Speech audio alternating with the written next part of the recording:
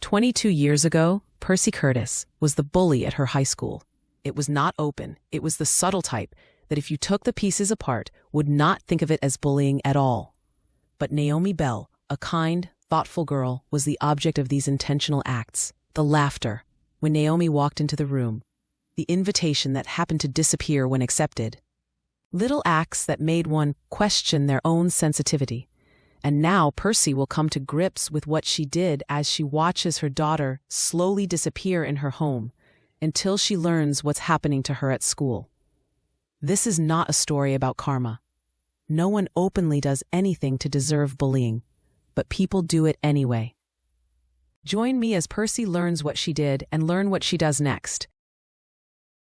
The first time Ivy Randell told her mother that girls at school were laughing at her, Percy was standing over the kitchen sink, scraping dried rice from a white dinner plate. It had been 6 weeks since the divorce became final, and 3 weeks since Ivy transferred from St. Catherine's Preparatory Academy to Westbridge High School. Their new apartment was smaller than the house Ivy had grown up in, and the kitchen window faced another brick building instead of the flowering maple tree that had once stood outside their breakfast room. Percy glanced over her shoulder. Ivy sat at the small kitchen table with her backpack still on one shoulder. At 15, she was long-limbed and serious, with dark eyes that noticed more than she said. She wore her hair in a simple, low ponytail and dressed neatly without drawing attention to herself. She was not the kind of girl who entered a room expecting people to look. That afternoon, however, people had looked. What were they laughing about? Percy asked. Ivy pulled a loose thread from the cuff of her sweater and said, "I don't know." "Did you ask them?" "No." Percy turned back to the sink and said, with words that were gentle, sensible even, "Then you don't know that they were laughing at you." Then rinsed the plate and placed it in the drying rack. Ivy's fingers stopped moving, but Percy did not see that. "Starting a new school is hard," she continued. "Everybody already has their groups. Give it time." Ivy nodded in agreement and softly said, "Okay." Percy believed the conversation was over. She did not yet understand that Ivy had not come to the kitchen looking for an explanation. She came looking for someone to believe her. Dear hearts, if you have ever struggled to name what was happening to you, or watch someone you love slowly become smaller beneath another person's cruelty, subscribe and become part of the Velvet Circle, a community where women's and girls' experiences are believed, examined, and never dismissed as harmless drama. At Westbridge High School, Ivy's intelligence was noticed before her name was remembered. On her 4th day, she corrected an equation her chemistry teacher had written incorrectly on the board. She did it quietly, after class, but Rita Sanchez heard. Rita was also in the 10th grade. She was quick, charming, and skilled at making every sentence sound as though she were inviting someone into a private joke. "Well," Rita said when Ivy returned to her desk, "St. Catherine's must have been very advanced." When a few students smiled, Ivy did not know whether Rita was complimenting her or not, so she smiled too, not realizing that was the first test. The second came at lunch, when Lily Kahn moved her backpack into the empty seat beside her, just as Ivy approached the table. "Oh," she said, looking around. "Veronica's sitting here." Veronica Williams, a tall, stylish 11th grader, carried herself with the easy authority of someone younger students wanted to impress. She had never spoken to Ivy, but when she arrived, she placed her tray in the seat Lily had saved and looked Ivy over slowly. Ivy was still standing beside the table, holding her lunch when Veronica said, "You're the private school girl." "I used to go there." "What happened?" Rita asked. Ivy hesitated before saying, "My parents divorced." The 3 girls exchanged a glance so quickly that Ivy almost missed it. And Veronica leaned back in her chair and said, "That's rough," sounding faintly sympathetic. Later that afternoon, someone behind Ivy whispered loudly enough for her to hear, "Private school until the money ran out." And a second voice answered, "I guess the divorce settlement wasn't generous." Then the girls laughed as Ivy stared at the history assignment on her desk until the words blurred. That evening, recounting the day, Ivy told her mom that a few students knew about the divorce. Percy looked up from a stack of bills, concerned as she said, "How did they find out?" Ivy lowered her eyes as she responded, "I told some girls at lunch." "Why would you tell people you just met something that personal?" "I thought they were being nice." Percy exhaled and immediately regretted it. Then she said, "I'm not blaming you. I'm just saying you have to be careful. Public school is different." Ivy nodded. Okay. There were many things Percy wanted to give her daughter since the divorce. Stability, confidence, and proof that their smaller life was not a lesser one. But Percy was tired. She was working longer hours now, as every bill required calculation. Every request from Ivy passed through a private arithmetic of what remained after rent, groceries, utilities, and insurance. When Ivy described what was happening at school, Percy heard one more problem she had failed to prevent. And instead of hearing her daughter's concern, she offered solutions. Ignore them, sit somewhere else, concentrate on your grades, and don't let them know they bother you. She had no idea that every solution she gave caused Ivy to change something about herself. By October, Rita, Lily, and Veronica had learned exactly how far they could go without making the cruelty easy to prove. They were smart, never openly threatening Ive or shoving her into lockers. They did nothing that would leave bruises.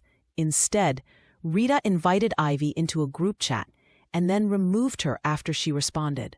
Lily told Ivy that a study group had been canceled, then posted photographs of everyone meeting without her. Veronica began referring to Ivy as Princess, always with a smile, and, when she answered a question correctly in class, someone whispered, "Of course." When she wore a blouse from St. Catherine's, Rita asked whether it came from the school's charity bin, and when she wore something inexpensive, Lily photographed the label and posted it with a laughing emoji. Nothing looked serious alone, but together it became the atmosphere Ivy had to breathe through every day. This was relational bullying. It did not rely on physical violence. It worked through exclusion, humiliation, rumor, social alliances, and repeated attacks on a girl's sense of belonging. Because each act could be dismissed as a misunderstanding, the target was often left questioning whether she was overreacting. Even while the pattern slowly damaged her confidence, her relationships, and her trust in her own perception. By November, Ivy began eating lunch in the library alone, then told her mom that she needed the extra study time. Percy was proud of her discipline. By December, Ivy stopped wearing her hair down because Rita said it made her face look longer. She told Percy the ponytail was easier, so she bought her new hair ties. In January, Ivy began waking up with stomach aches, and Percy assumed it was anxiety about exams. In February, Ivy asked whether she could finish the year online. That's when Percy stared at her across the kitchen table and said, "You've barely given this school a chance. I've been there 5 months, Mom. And transferring again will solve what?" "I don't know. You're one of the smartest students in that building, Ivy. You can't run every time someone doesn't like you." Ivy's face changed. It was a small change, and then something behind her eyes closed. Percy saw the change, misunderstood it as defiance. Then she said, "I'm trying to make you stronger, baby." "I know, Mom." Then Ivy stood, carried her untouched dinner to the sink, and left the kitchen. Percy watched her leave and felt the familiar ache of motherhood after divorce, the constant fear that every necessary decision would one day be remembered as harm. Still, Percy did not follow her. It was 2 nights later, when she heard Ivy crying in the bathroom, not loudly, that something clicked. Ivy sat on the closed toilet lid with one hand pressed over her mouth, as though even her grief had become something she was trying not to inconvenience anyone with. Percy knelt in front of her and asked, "What happened?" Ivy shook her head as Percy placed both hands around her wrists. "Tell me," she asked. For several seconds, Ivy could not speak, and when she did, it was a whisper. "They made a page." "Who, baby? What kind of page?" Percy asked as her stomach tightened. Without speaking, Ivy handed her the phone. The account used a photograph taken from Ivy's old school website. Someone had enlarged her face, altered her teeth, and written, "When private school sends back the defective merchandise." Below it were comments from students at the school. Some were laughing, others pretending to defend Ivy while repeating the insult. One comment read, "Maybe her dad left because he saw the tuition bill and her face at the same time." Percy stopped breathing but continued scrolled. Another photograph showed Ivy walking alone toward the bus. The caption read, "Her friend group is currently experiencing technical difficulties." Percy looked at her daughter. "How long has this page existed?" 3 weeks. "Why didn't you tell me?" "I tried, Mom." The words were not loud. They did not need to be. Percy slumped to the floor as Ivy wiped her face with the sleeve of her sweatshirt. "I told you they were laughing. I told you they knew about the divorce. Ivy, I told you I was eating in the library. You said you were studying, because every time I told you something, you explained why it might not be what I thought." Then Percy lowered her eyes, and in the quiet of the bathroom where the fan rattled above them, Percy said, "I'm sorry." Ivy looked away. Percy wanted to comfort her daughter, but instead, for once, she waited. Then she asked, "What else happened?" That question opened the door, and for nearly an hour, Ivy talked. She told Percy about the saved seat that was never for her, the group chat, the photographs, the whispers, the fake invitations, and the way Rita could say something cruel and then ask why Ivy was so sensitive, even the way Lily apologized privately but laughed publicly, and how Veronica rarely did the worst thing herself, but made it clear that everyone would be rewarded if they joined her. Ivy described walking into class, knowing the laughter had begun before she entered. She described eating quickly in the library so nobody would notice she had nowhere else to sit. She described pretending to text her old friends because looking busy felt less humiliating than looking alone. Then she said something that made Percy's body go cold. Sometimes they don't even have to say anything anymore. Percy looked up. Ivy's voice cracked. "They just look at each other, and I already know what they mean." Percy knew that look. She had used it. 22 years earlier, Percy Curtis had sat in the back row of an English classroom beside 2 girls who knew how to turn a glance into a verdict. There had been another girl then, named Naomi Bell. Naomi was smart, sensitive, wore handmade sweaters, and carried library books against her chest. She had a soft voice and thick glasses that slid down her nose whenever she got nervous. Percy and her friends called her Nana Bell, then Granny Bell, and finally Granny. They would look at one another whenever Naomi entered the room and move their bags when she approached. They would become silent when she spoke, then burst into laughter after she walked away. Percy had not thought of Naomi in years, not truly.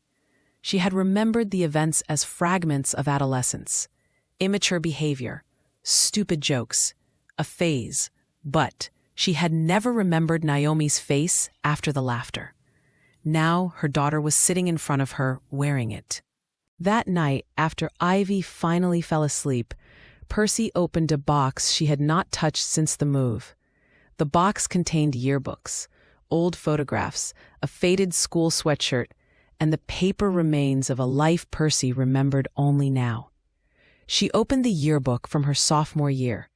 Her photograph showed a bright-eyed girl with curled hair and a confident smile. She had written beside it in blue ink, "Best year ever." As she turned the pages, she found the picture of Naomi in the academic club photograph. Naomi stood at the edge of the group, shoulders slightly raised, smiling as though the photographer had caught her before she could protect herself. Percy touched the picture and remembered Naomi's sweater, the one she hid during gym. She remembered watching Naomi search beneath the benches while everyone else dressed. She remembered Lily, not Lily Kahn, but another girl from another generation saying, "Maybe Granny forgot where she put it." Percy had laughed so hard she cried. She had not remembered that moment in 20 years. and now could not understand how she had ever forgotten it. Percy stared at Naomi's photograph and whispered into the empty living room, "You had a mother too." The sentence broke something open. Naomi had gone home, eaten dinner, and someone may have noticed that she stopped talking. Someone may have washed the sweater Percy hid, and someone may have asked what was wrong and received the same answer Ivy had given for months: nothing. Percy closed the yearbook, but all the pictures stayed in her mind. She had looked away, and for the first time, she understood that looking away was part of what had allowed her to live comfortably with the past. The next morning, Percy called Westbridge High School. The assistant principal, Mr. Daly, scheduled a meeting for the following Monday. Percy arrived with printed screenshots, dates, account names, and a written timeline Ivy had helped create. Mr. Daly studied the documents, then said, "This is certainly inappropriate. It is bullying. We have to be careful with terminology. The students involved may describe this differently." Percy's jaw tightened, but she stated calmly, "They created an account to humiliate my daughter. We will speak to everyone." "Separately?" "Yes." "And will Ivy be protected from retaliation?" Mr. Daly folded his hands. "We cannot guarantee how every student will respond." Percy recognized the language, although they were not the exact words used when she was in high school. She understood the protection beneath them. 22 years earlier, a teacher had called her and her friends good girls who made a poor choice. She understood that. The adults had focused on their futures, while Naomi's feelings had been treated as negotiable. Percy leaned forward and placed both palms on the table. "My daughter has spent months being excluded, mocked, photographed, and publicly humiliated. She asked for help before the fake page appeared. The fact that each act looked small did not make the pattern small. And I will not allow this school to reduce repeated cruelty to a personality conflict." Mr. Daly's expression became more serious and said, "I understand." The investigation began that afternoon. Rita denied creating the page. Lily cried. Veronica said Ivy misunderstood their humor. Several students claimed they had only followed the account and never posted anything. The page disappeared before the end of the day. By Tuesday morning, a new rumor had spread that Ivy's mother was trying to get 3 girls expelled because Ivy could not handle public school. At lunch, Veronica passed Ivy in the hallway. She smiled and said, "You really needed your mommy?" Ivy stopped walking. For months, she would have lowered her head, but this time she looked directly at Veronica. "Yes, I needed an adult, so I told one." Veronica's smile slipped. Ivy walked away before her hands stopped shaking. Percy did not praise her for being strong when Ivy told what happened. She said, "You should never have had to become strong enough to survive this." Ivy looked at her mother for a long time, as something between them softened. Not healed, softened.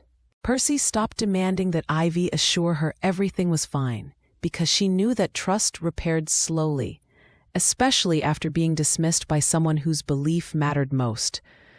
But she listened, documented, and she arranged counseling.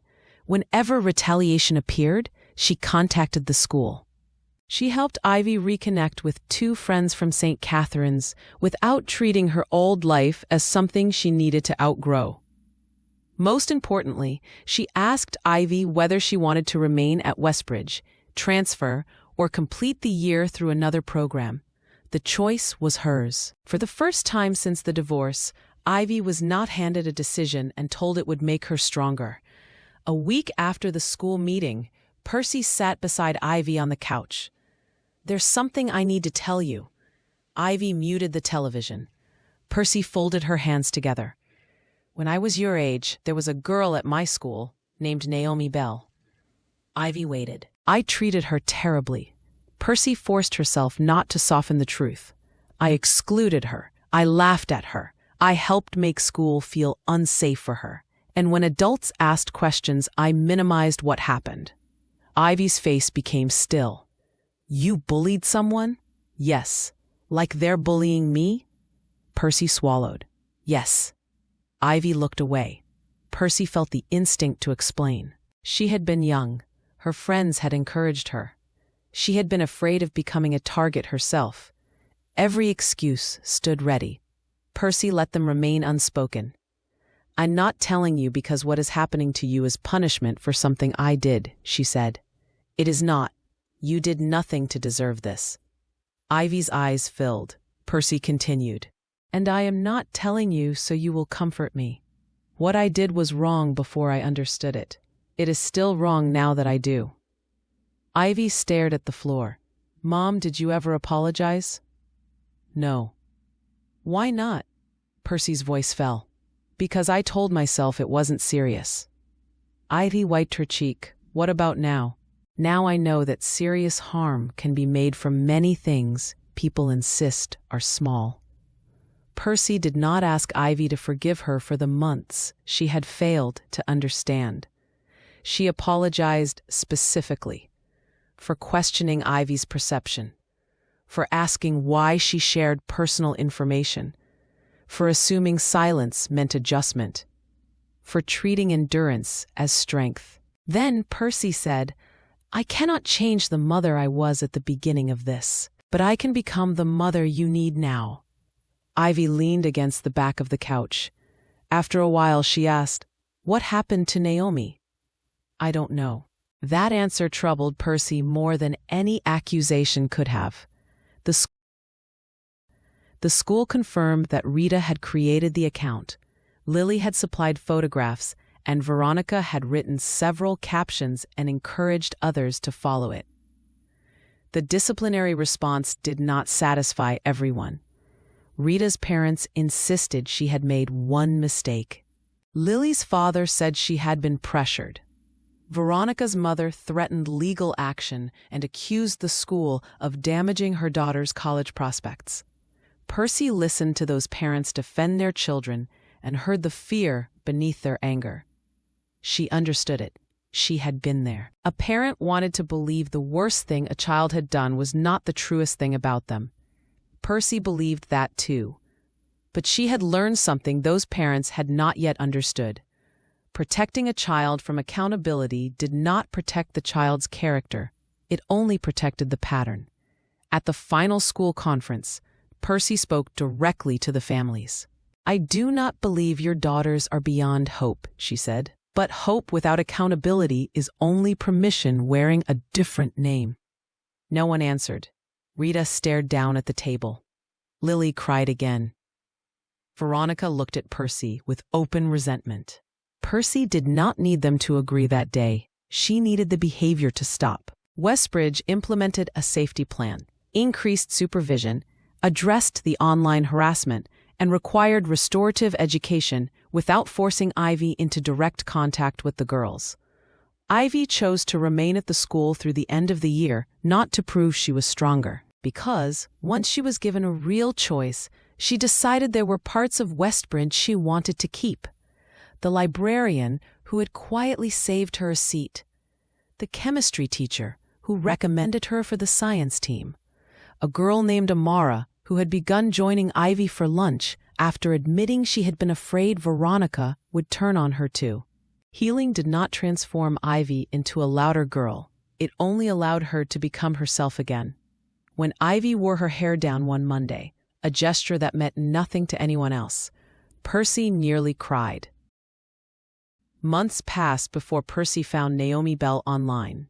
Naomi had married and was now Naomi Bell Harris, and she lived 2 states away and worked as an occupational therapist. Percy stared at the message box for nearly an hour drafting an apology and then deleted every sentence that asked Naomi to understand her youth, her insecurity, or her regret.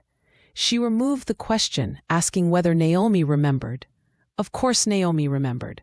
Then she finally wrote, Naomi, I bullied you in high school. I excluded you, humiliated you, hid your belongings, and helped other people treat you as though your feelings did not matter. I minimized it afterward and allowed myself to move on without taking any responsibility for what I did. You did not deserve any of it.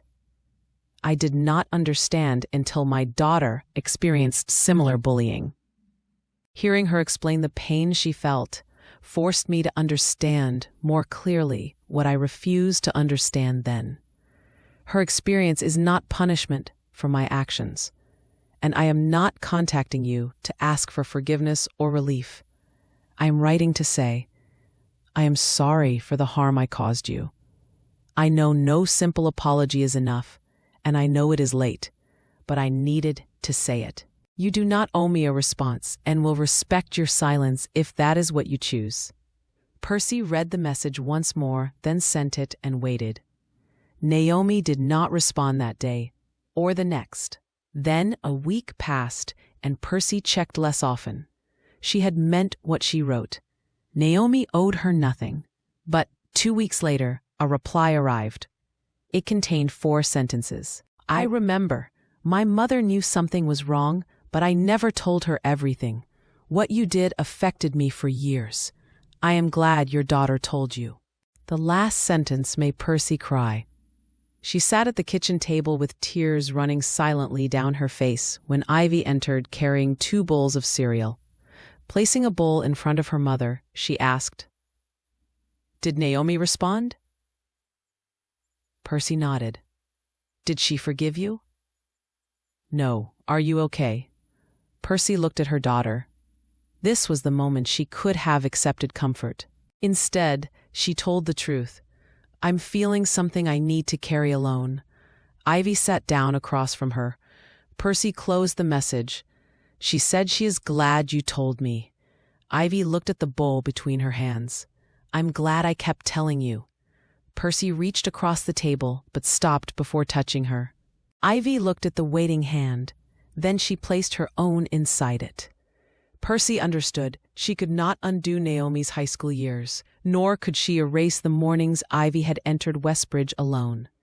She could not reclaim the months when her daughter had spoken and received explanations instead of belief. But some lessons arrived too late to prevent the first harm. But she could refuse to waste what recognition required of her. She could listen sooner. Intervene faster. Name cruelty accurately. Teach accountability without abandoning compassion. And never again mistake a child's silence for proof that nothing was wrong. Some lessons arrived too late to prevent the first harm, but not too late to interrupt the next one. Her story is fictional. The pattern is real. Did you see yourself or someone you care about in the story? Were you Ivy? Were you Naomi? Were you Lily, watching and joining because belonging felt safer than courage? Were you Rita or Veronica, protected for so long by the belief that cruelty was only humor? Or were you Percy, loving someone deeply while still failing to hear what they were trying to tell you? Wherever you recognized yourself, do not look away. Believe sooner. Intervene earlier. Accept accountability without demanding forgiveness.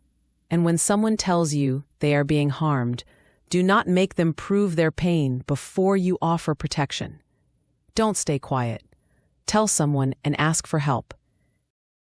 Dear hearts, thank you for spending this time with us in the Velvet Circle. If this story helped you recognize something you once experienced, witnessed, minimized, or participated in, subscribe and become part of the Velvet Circle, a community where recognition becomes responsibility and responsibility becomes change. See you in the next story. One final request.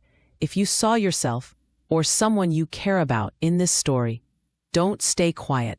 Tell someone. Ask for help.